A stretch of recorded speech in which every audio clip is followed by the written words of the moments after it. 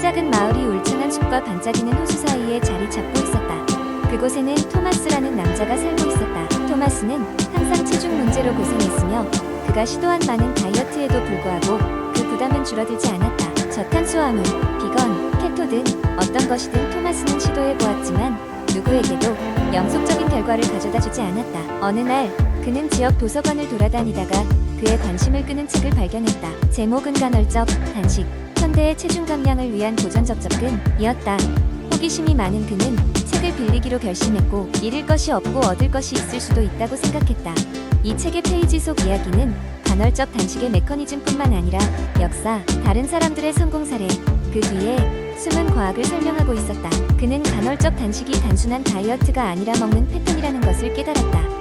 아침을 거르고 8시간 동안 음식을 먹거나 주 1에서 2회 24시간 단식하는 것이 가장 인기 있는 방법이었다. 그 개념은 무척 간단했지만 많은 사람들이 간헐적 단식을 통해 체중 문제를 극복한 사실에 뒷받침되었다. 흥미롭고 영감을 받은 토마스는 이 새로운 여정을 시작하기로 했다. 그는 이전에 다이어트 때문에 실망한 경험이 있었기 때문에 본능적으로 회의적이었다. 하지만 간헐적 단식에는 뭔가 다른 것이 있었다. 유연하며 칼로리 계산, 설탕 절제, 좋아하는 음식의 완전한 차단을 요구하지 않았다. 그것은 제한적인 요법이 아니라 생활 방식의 변화였다. 첫 주가 지나면서 토마스는 자신의 배고픈 신호에 더 민감해졌다. 그는 종종 필요가 아니라 습관적으로 먹었던 것을 깨달았다. 그 주가 끝날 무렵 그는 정신적으로 더 가벼워졌고 옷이 조금 헐거워졌음을 느꼈다. 이러한 작은 승리들에 힘입어 토마스는 계속 진행했다. 주가 지나고 월로 변하면서 시간이 지날수록 결과가 점점 더 뚜렷해졌다. 그의 에너지 수준은 상승하고 집중력도 향상되었으며 한때 지속적으로 있던 군살이 사라지기 시작했다. 그의 친구들도 눈치를 채고 비결을 물었다. 토마스는 자신의 여정을 적극적으로 공유하며 간헐적 단식이 그가 시도한 가장 지속 가능한 접근법이라 강조했다. 하지만 그것은 단지 체중 감량에 관한 것이 아니었다. 토마스는 그가 먹는 음식에 대해 새롭게 감사함을 느꼈고 각 식사를 마음껏 즐기게 되었다. 그는 끊임없이 다음에 무엇을 먹을지 걱정하지 않는 단순함 속에서 즐거움을 찾았다. 그의 삶은 점차 변화했고 그와 함께 깊은 자유와 평화의 감정이 그를 감싸게 되었다. 세월이 흐르면서 토마스는 간헐적 단식의 지역 홍보자가 되었다.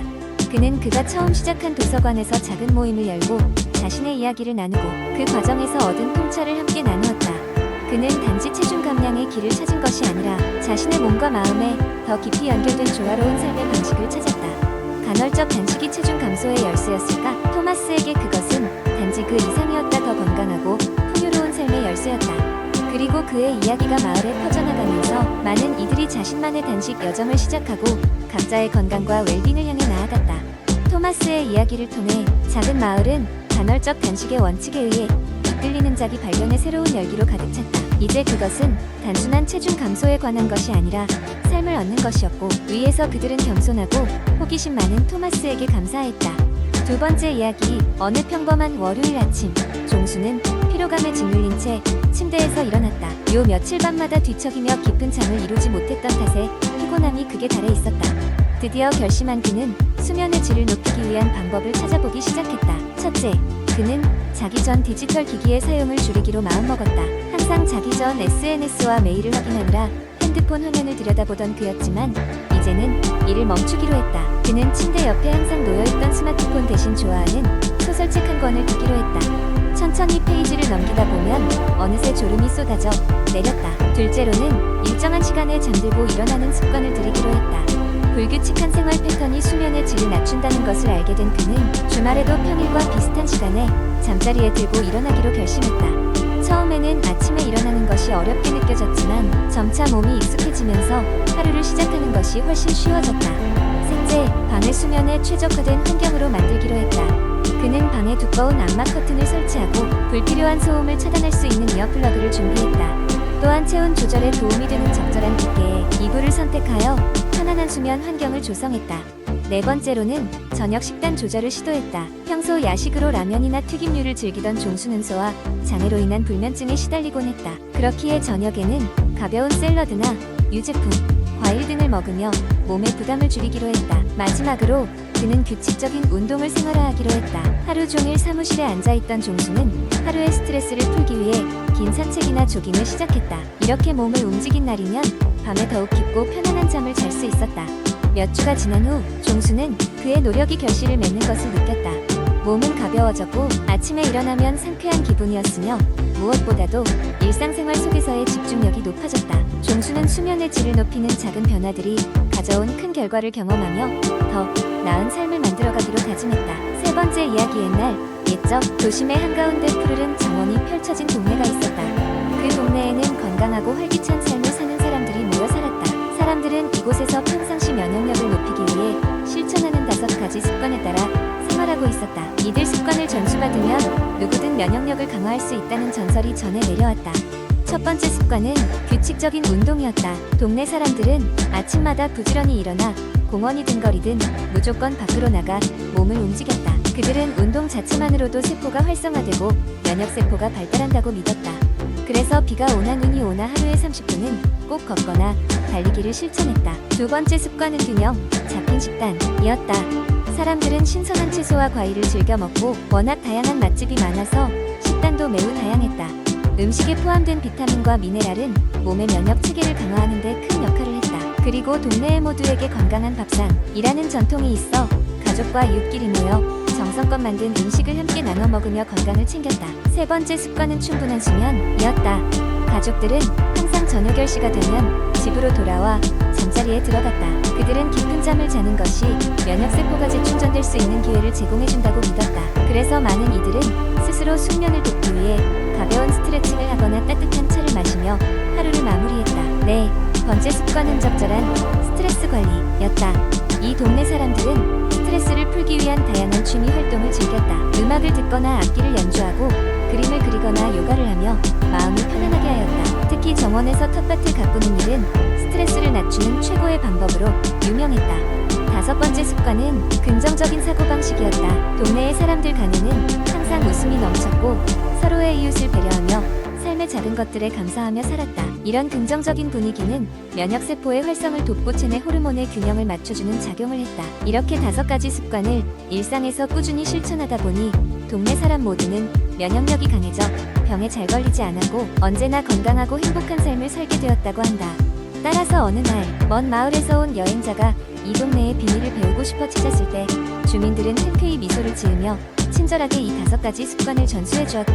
결국 전 세계의 면역력을 높이는 이 습관들이 퍼지게 되었고 어느덧 모든 사람들이 건강한 일상을 살아가며 면역력을 높이기 위한 의지를 다지게 되었다고 한다. 네 번째 이야기한 겨울밤, 찬바람이 매섭게 불어오는 도시에 사는 영주는 유난히 감기에 잘 걸리는 체질을 가지고 있었다. 매년 겨울이 되면 감기로 고생을 하기에 면역력을 증진시킬 수 있는 방법을 고민하던 중 그녀의 친구 수민이 집으로 초대하여 특별한 이야기를 들려주었다. 수민은 건강에 대한 관심이 많아 다양한 건강 서적을 탐독하는 것이 취미였다. 그녀는 면역력을 증진시키기 위해서는 특정 음식을 꾸준히 섭취하는 것이 중요하다고 강조했다. 수민은 여러 책과 연구 결과를 바탕으로 면역력 향상에 도움이 되는 음식들을 영주에게 하나하나 소개하기 시작했다. 첫 번째로 소개한 음식은 보라색 당근이었다.